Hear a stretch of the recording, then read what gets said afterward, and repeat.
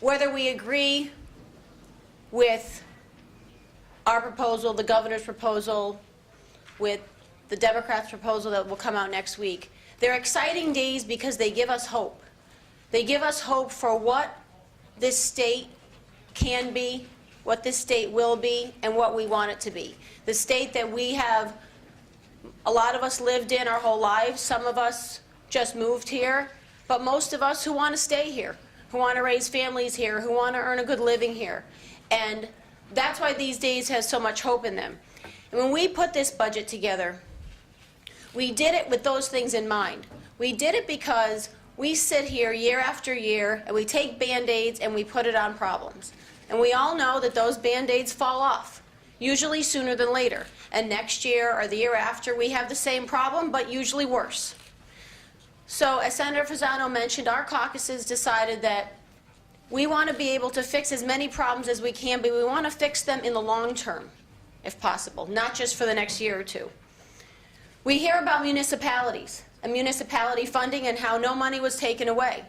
But it's easy to say that no money was taken away when you see one line, and then you look below those lines and you see resident trooper funding cuts, and you see library cuts, and you see regional fire training school cuts, cuts for state parks in Connecticut that a lot of us enjoy. What we did in our budget was restored all those cuts because we believe those are the things that make our towns and cities tick. But in our towns and cities, that's where things happen. That's what people care about.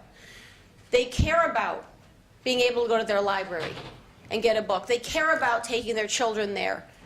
We care about particularly our volunteer fire departments that most of us have, and allowing them training schools to continue to do the great work that they do. We restore 80% of probate courts. Now that's not 100%, I know that's the next question, but you know what? Unfortunately, we have a limited amount of money this year. I know that is not a shock to anybody in this room, but we have to prioritize, and we've been using that word a lot lately.